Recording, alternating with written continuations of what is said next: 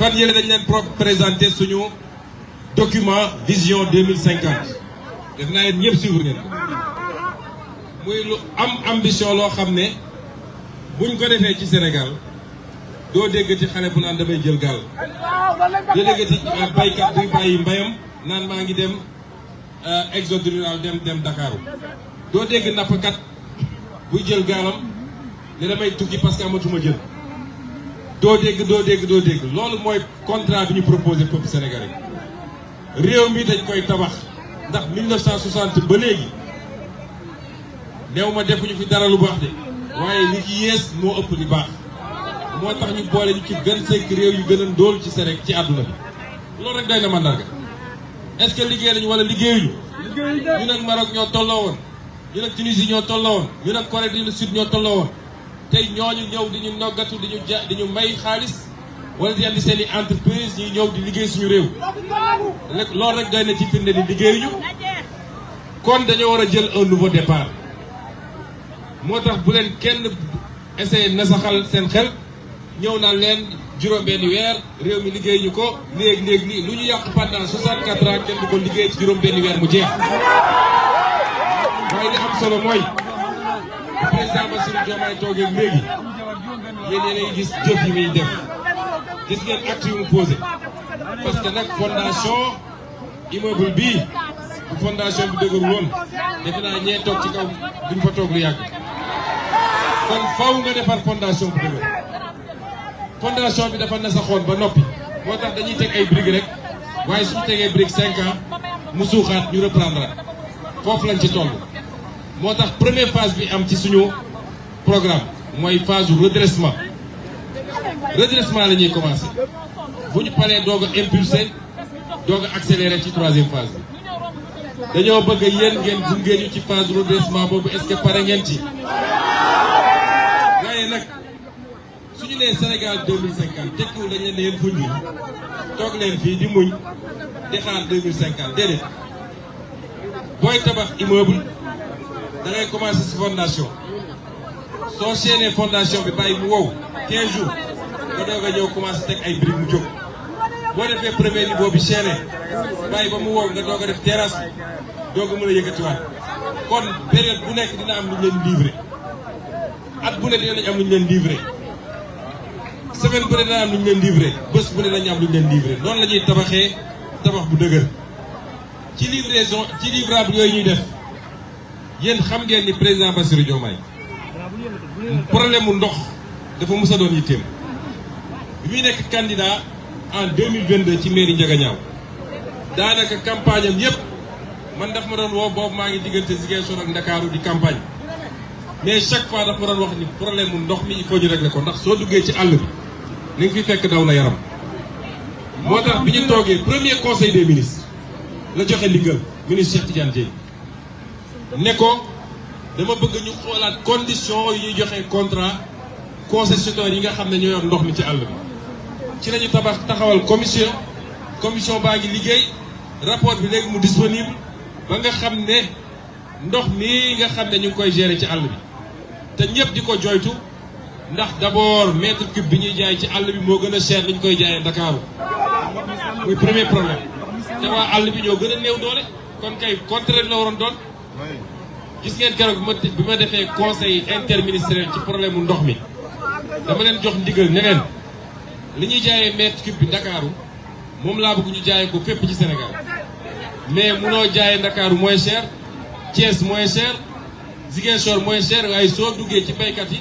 ak nappkat yi ak sàmmkat yi nga bëgg leen jaay plus cher yoon kon loolu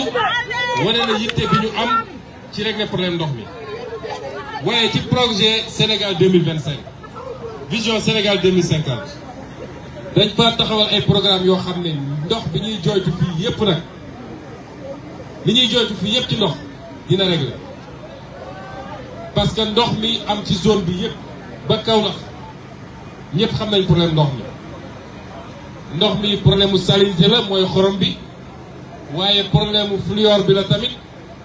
ba nga xam ne day yàq lu bëri ci santé bi loolu nag ku ko mënul régler mënoo ne équité territoriale am na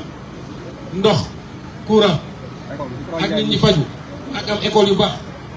ak am ay tali yu baax loolu mooy le b.a.-ba du développement boo ko joxul nit ñi mënoo ne yaa ngi développé réew mi ba tax benn bassin versant bu tudd bassin versant de Malem Hodar ñi ngi waaj a lancer un appel d'offre projet bi ñu fay def dina permettre ñu mën a di génne 250 000 mètres cubes d'eau par jour zone bi yëpp ba Gossas ba Guinguinéo dina am alimentation en eau potable de qualité et au même prix que partout. li nga xam ne du ay promesse électorale de bu ngeen toogee gisu leen ñu liggéey ko bu ñu ñëwatee dinañ laaj ay voix dàq leen ñu parce que loolu mooy contrat bi war a am diggante politicien ak peuple bi.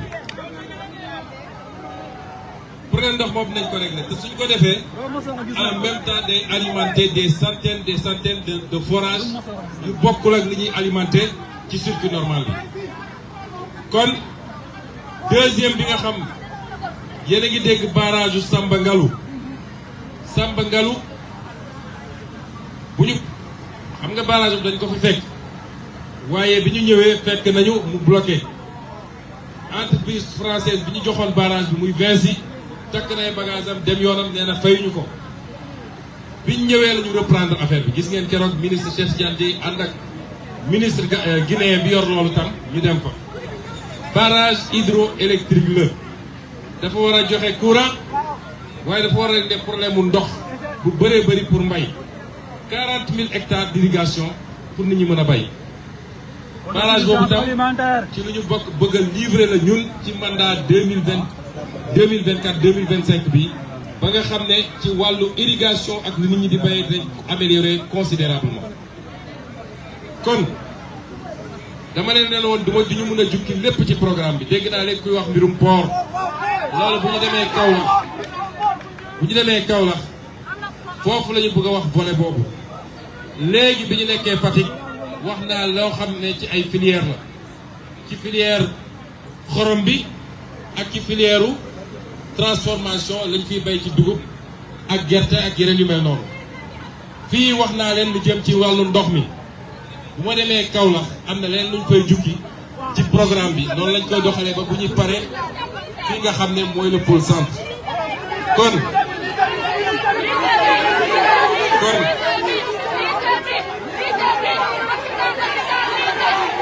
soxna si su ma waxee mbirum ndox ba pare ñaar moo mën a am soo dégg nga li ma doon wax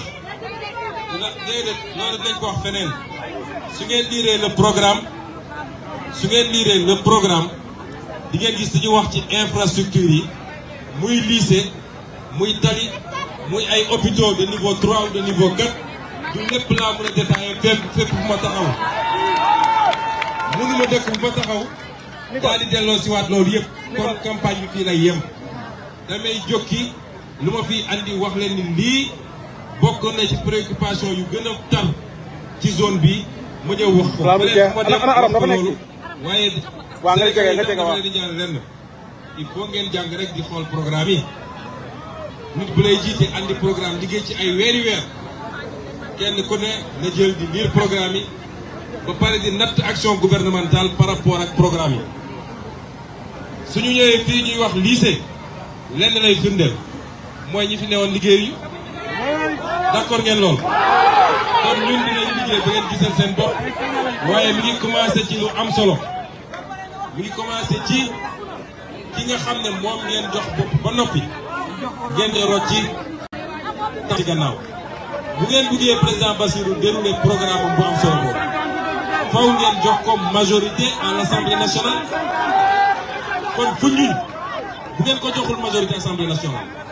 bu teel yi mu war a liggéey na ko liggéey de parce que ñun duñu sanctionner ay population par rapport à leur vote waaye da ngeen xam ni jafeel ngeen ko liggéey ba parce que li mu mënoon war a andi facilement ne sama budget 2025 ne la ngeen jox opposition bi majorité ñoom lan lañ leen wax nee nañ leen ñoom dañoo bëgg majorité pour paralyser le pays loolu lañ leen wax kon suñu programme lu mu rafet bu ngeen leen joxee majorité ñun bu ñu ñëwee bëgg a liggéey gis ngeen 6 mois yi li ñu def dem nañ ba bëgg a daaneel gouvernement bi te defuñu ko pour njëriñu réew mi dañ koy def pour politique kon contrat lay doon da ngeen ñuy jox ñu delloo leen da ngeen ñuy yombalal li ñuy liggéeyee ñu liggéey ngeen gis kon loolu mooy le défi à Foundiougne kon au soir du 17 novembre dama bëgg a xam ndax Foundiougne dig nañu am bu mu tuuti 75% à Foundiougne kon ñu ngi leen di gërëm di leen sant asalaamaaleykum wa rahmatullah